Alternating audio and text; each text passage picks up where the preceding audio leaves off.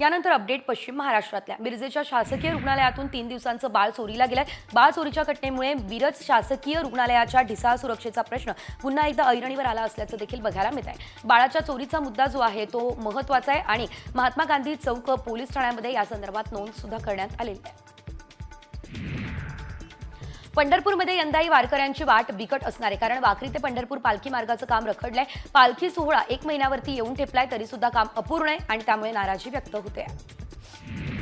पंढरपूरमधल्या मंगळवेढा तालुक्यातील लोणार या ठिकाणी श्रीनाथ मस्कोबा देवाची यात्रा मोठ्या उत्साहात पार पडली। यात्रेच्या निमित्तानं गावामध्ये जोगेश्वरी मूर्तीची प्राणप्रतिष्ठा करण्यात आली। पारंपरिक गजडोल वाजवत ग्रामस्थ यात्रेमध्ये सहभागी झाले। आमदार समाधान आवताळे यांनी देखील ही स्वतः गजडोल वाजवण्याचा आनंद लुटला।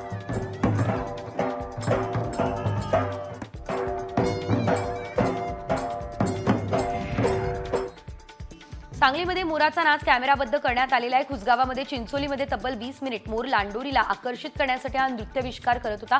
अशोक जाधव यांनी पिसारा फुलवून नाचणारा हा मोर कॅमेराबद्ध केलेला आहे।